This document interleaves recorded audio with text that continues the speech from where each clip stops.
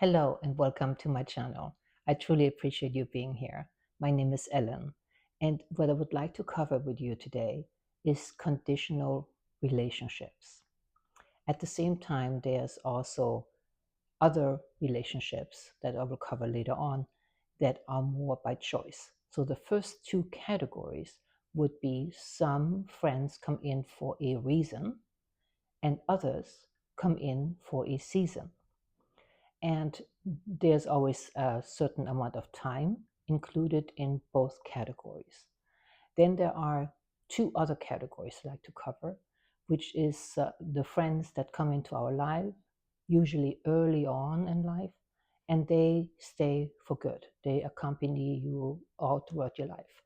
Then later on in life, you will find that there will be friends that enter your life, but that's usually by your choice because you have earned discernment and hopefully lots of wisdom.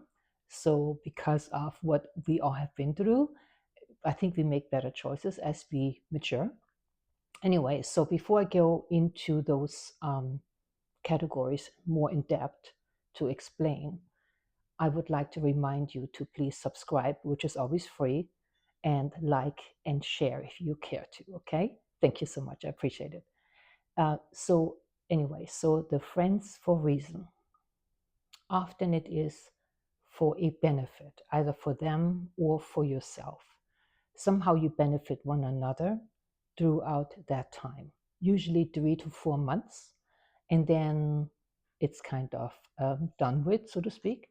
But often these friendships come in and they are helping us. Sometimes you might look for a new home, and someone enters your home, enters your life. I'm sorry, enters your life and helps you along with finding just the right fit in terms of space. Other times you might go through a difficult relationship or separation of some kind, be it business wise or personal, and they somehow seem to show up out of nowhere and help you along, give you really great tips, and sometimes, really actually stay there to have your back for time being, right? So I've taken some notes here so I don't forget the important things. But as the fulfillment is taken care of, they usually leave. That's just the way it is. Or if you feel like you don't really need the advice anymore, you kind of pull back, and this friendship is dissolving. So it's kind of like the waves in the ocean, right? They come and they go, and that's how friendships often are. But that's the first category. The second category is friends for season. And that can be actually spring, summer, fall, and winter. Or it could be a time in your life where you are perhaps being relocated, right? As a former military wife, I'm telling you that those friendships often lasted until new orders came in, right? New relocation orders. But during that time when we were stationed at one base, we became rather close. And so it is interesting how even with expats, who perhaps work overseas, or they are from overseas and they come and live in this country for a while in the States, that they find other expats usually, and feel at home for a little while until their contracts come to a close. Um, So there are different types of friendships that apply this way. And like I said, they are more for season, but for expats and military and other government jobs, when we are moving from one place to another every couple of years, when those orders come in, the relocation orders, it's usually time to move on, and so are the friendships.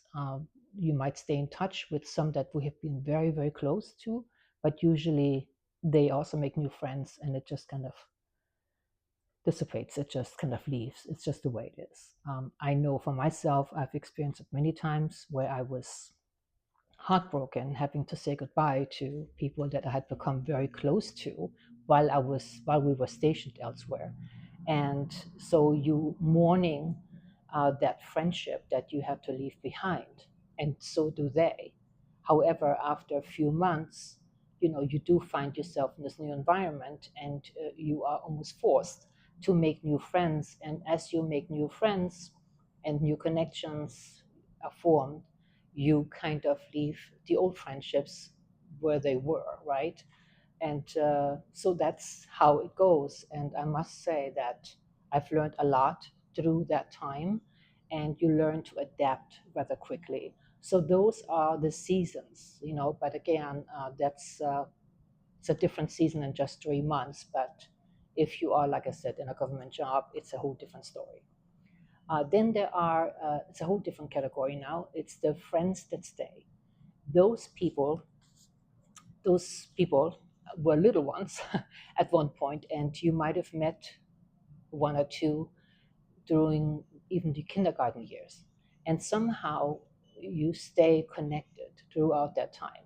You go to gatherings after kindergarten, after elementary school, after high school, college, and you sort of kind of live in the same neighborhood, perhaps, or same city, and you don't lose touch. You truly are walking among together with each other. I'm sorry, I'm not professional yet. This is the beginning videos here, so bear with me. I'm keeping it real, okay? So anyway, I wanted to let you know that usually when you have a friend like that, or two, if you're lucky, they have you back no matter what you're going through, ups and downs. They're always there, which is really truly a blessing. It's amazing. Not many of us have that kind of situation. I think most people um, are moving at some point in their life and lose those connections. But if you're fortunate enough to find yourself with friends that you have known since you were a small child, kudos to you, and I would say honor them. Truly honor them, because they will be there most likely until the end of your lives. So that's just, it's amazing when that happens. So yeah, take good care of each other, right? And then the last category is friends that we are choosing later on in life due to perhaps an empty nest.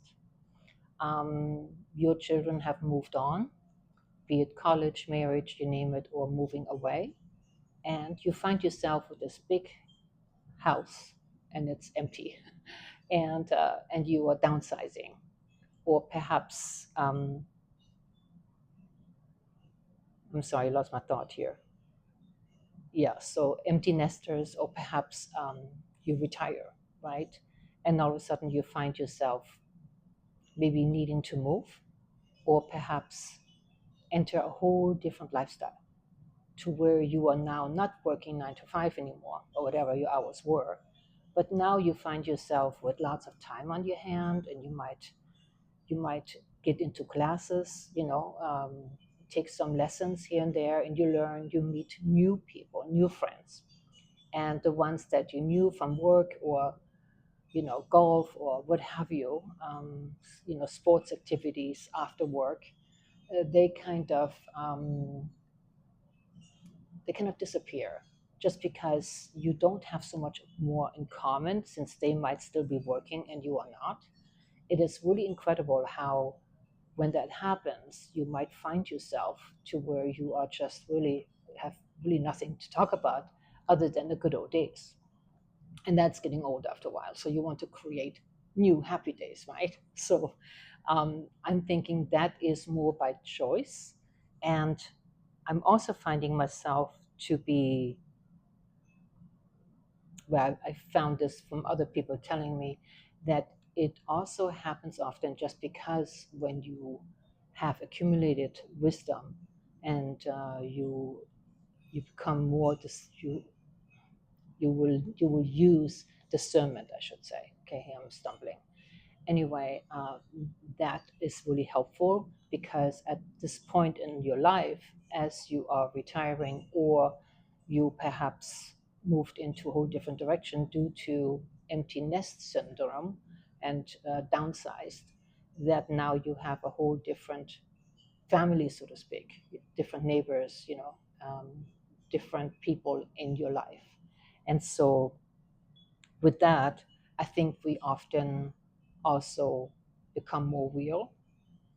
We don't really necessarily have to keep up appearances anymore in terms of, having to, like when you're working, you come home and, it's just all you do is really you kind of live your work life. Even when you're home and you come together with your friends, you often find yourself kind of reliving situations from work. And as you are now retired or you are an empty nester, you will have different experiences. So I'm thinking at this time it is a good idea for anyone to also speak their truth, be kind while you speak your truth.